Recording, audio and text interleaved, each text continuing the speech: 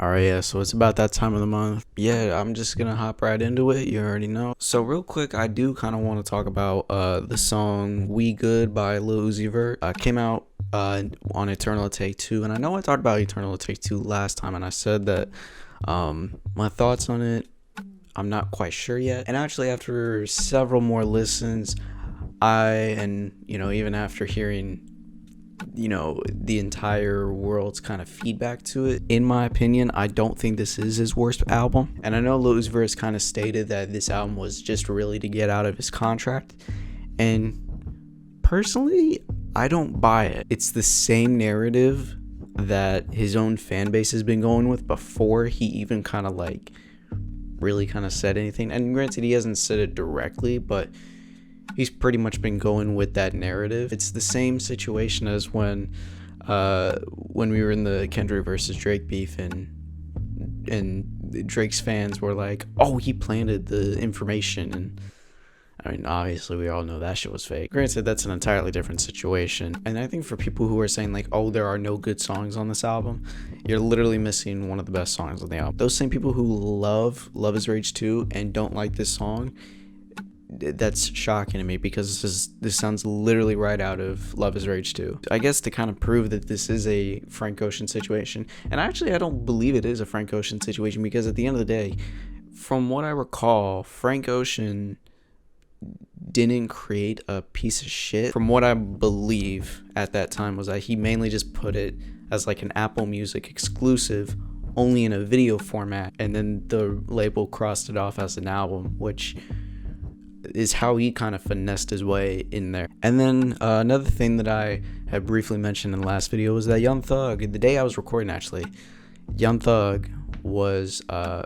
took his plea deal and was free. And even before that, I've been listening to quite a bit of Young Thug recently. I don't know what it is, but one song that I cannot stop listening to because it's so much damn fun is Slam the Door. And one thing I know that was requested was that Young Thug wanted to work with Gunna again. But yeah, I won't even say that this is their best collaboration, but this is just one of my favorites. It's the whole flows that they got, it's so smooth, but it's hard at the same time. And one thing that kind of happened this month was that Kanye West actually updated Vultures 2. And when I was talking about Vultures 2, I did state that if Kanye West was not mumbling all over 530, that would be one of his best songs, period. And now that he's kind of fixed it with a whole, with fixing all the mumbling and stuff,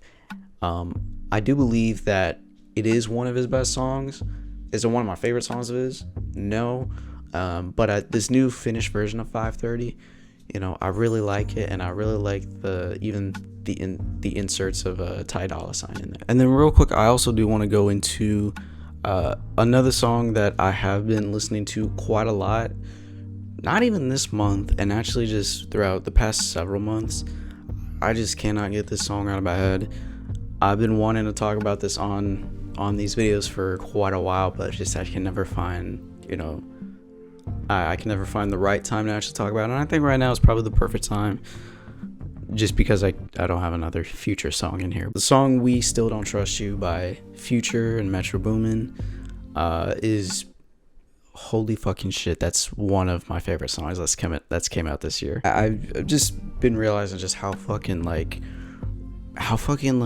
groovy, I guess, that song is. That song really, it gets you feeling a little nostalgic for that 80s kind of beat, and then with the Weeknd mixed on top of that, it's just bro, it's heavenly. The one thing I think that's actually the most impressive about this song, and then no one really points out when I've seen videos of them talking about even just the album "We Still Don't Trust You," there's only one verse on that whole song that's just shared between Future and Future and the Weeknd, and it's super short. It's probably 45 seconds, and it's such a short verse, and the entire time they're just saying "We still don't trust you." The thing I also love about the song is the beat and what Metro Boomin did on it, and how you can kind of hear it kind of elevating up, throughout just the entire song. Another song that did come out this year, and a song that I've just been listening to quite a bit recently,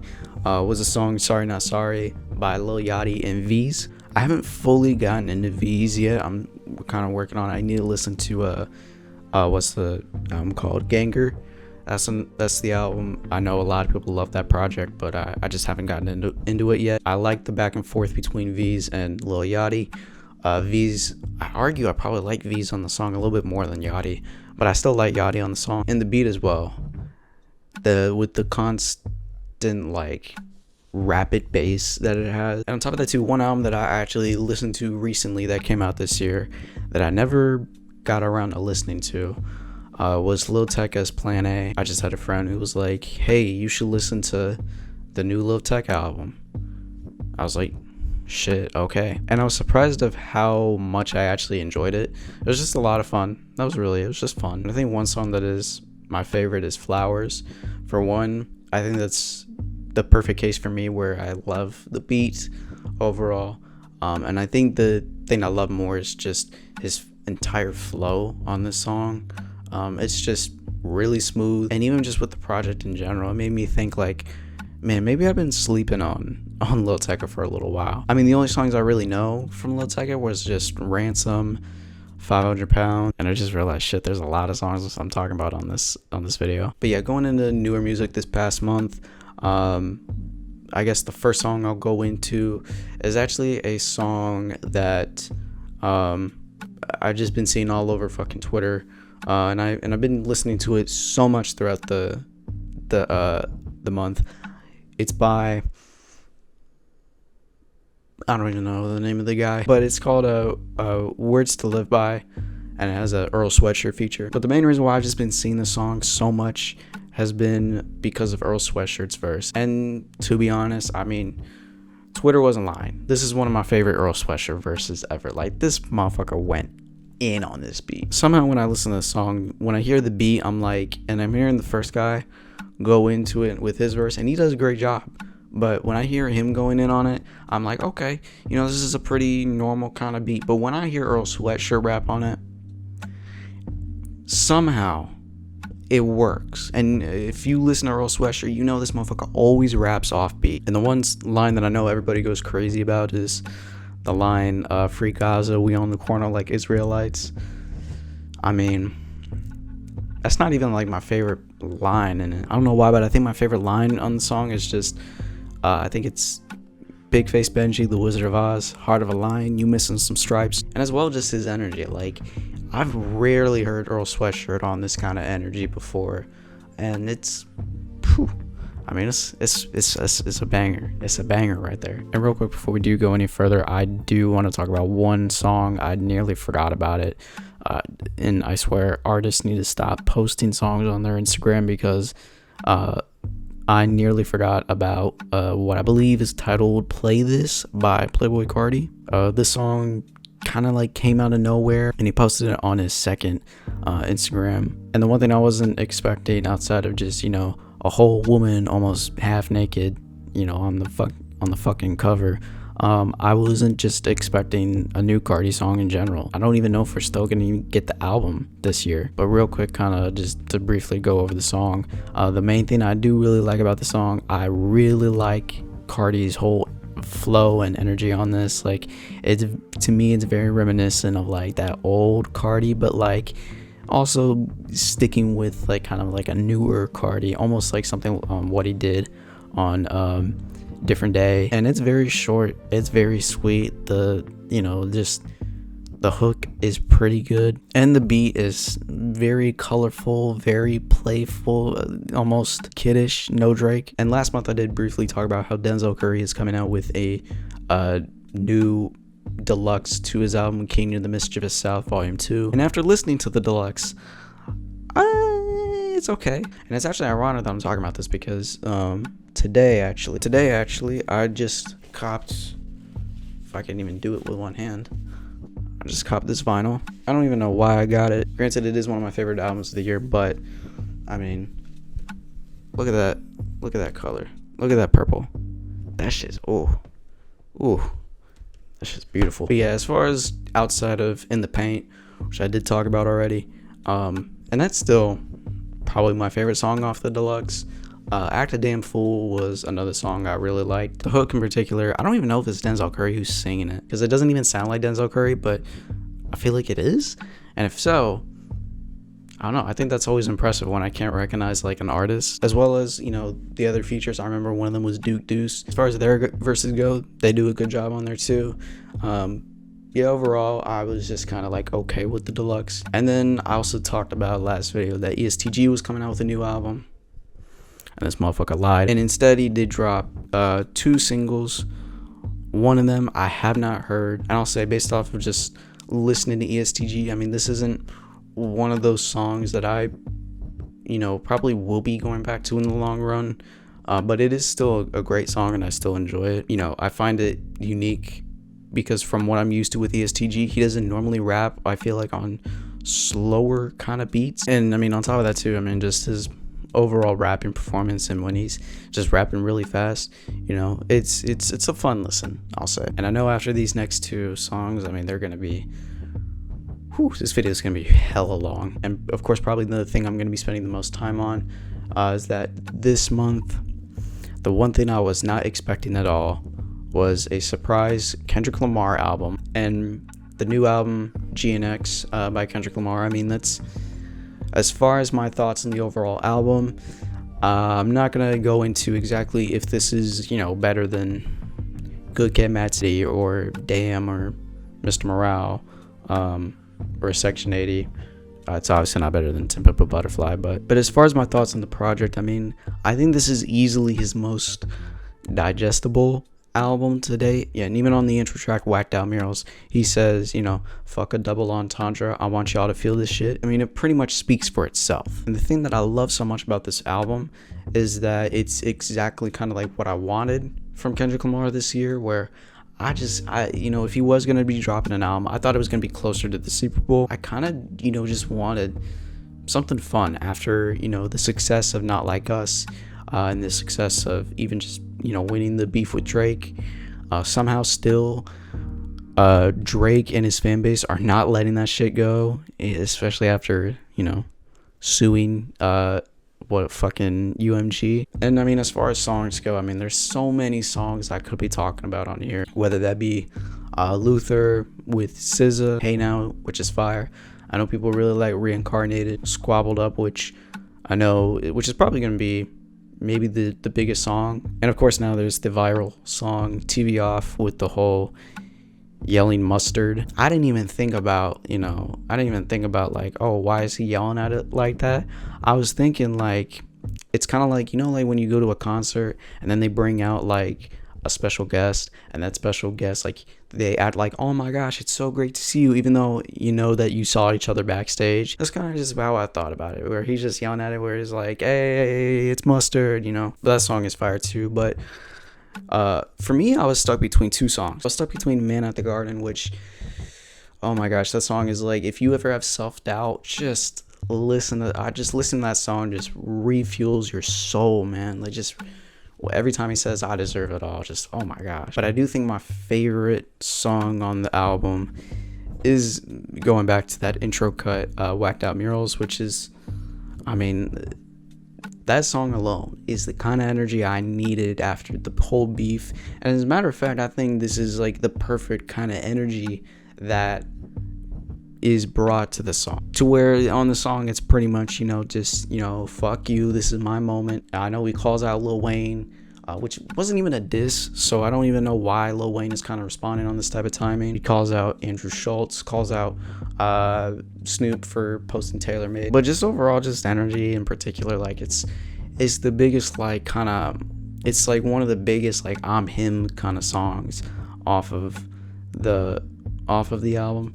And I don't even really like saying I'm him like that, you know, but it gives off that kind of energy, and I really do like that about the song. And granted, for an intro song that's like 5 minutes long, like, I think it's the longest song on the album too. I mean, to me, that's impressive, you know. If you can go longer than like 5-6 minutes on a song and I enjoy that shit, that's really impressive, because there's not a whole lot of songs out there in the world where they're extremely long and I really enjoy them, you know. And then I know a lot of people are saying that, oh, this is gonna be album of the year contender. I've listened to the album about 6 or 7 times already, and I still don't really know if this is, you know, my album of the year. Probably won't be. Kind of to wrap this whole thing up, Juice WRLD's team released the highly anticipated album The Party Never Ends, which was also an album that I was looking forward to about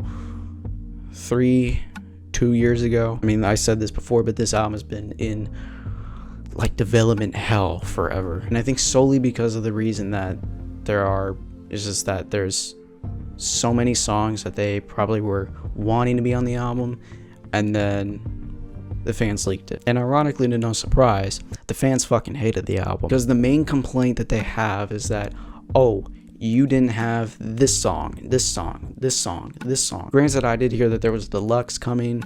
The community was going to be able to choose the songs that are going to be on the deluxe, which I guess is good. And even though this is the final album for Juice WRLD, I heard that there's going to be another project coming out that's featuring like his greatest leaks. But yeah, nevertheless, kind of going back to my thoughts on the project, I personally really enjoyed it. And I don't think that this is bad by any means for a posthumous release. There are a couple instances where I feel like it's a little shady, like the intro cut, The Party Never Ends, which was just, it took bits of his leaked song In the Dark and kind of manipulated into this intro. The way they put that track together, like, I don't think it worked. I think there's plenty of other songs, even if you were to do a leak, that you could use as an intro. Shit, just do the full song of In the Dark. And I was a little worried at first, even throughout the beginning of the track list, you know, when we got All Girls Are the Same Too, and then we got the song Lace It featuring Eminem, which I don't think those songs are bad by any means.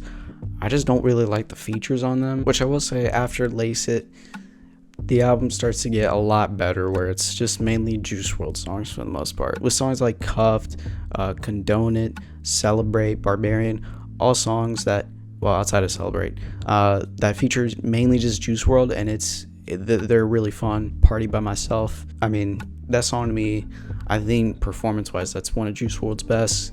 Just you can hear the emotion just coming out of his voice. I really could have done without the Kid Laroi song. It felt like it was just kind of a way to promote the Kid Laroi, but I get the intention behind it. But you mean to tell me there's not a song that Juice WRLD has throughout, you know, his leaks or even unreleased songs that would have fit that, you know, placement? And then I thought that the Fall Out Boy feature on Best Friend, which I actually like Best Friend, you know, I think a lot of people don't, but the Fall Out Boy feature did feel a little weird. And before I go into at least my favorite song on the album, I even like the direction for the album. And if you are going to pay respects to what some people call a legend, and you are going to release kind of an album honoring their memory, why wouldn't you want it to sound like a party? I think, you know, as more of like a celebration of life, you know, that's kind of like how I took this album for the most part. And it feels very much kind of like a concert, which I can tell was easily the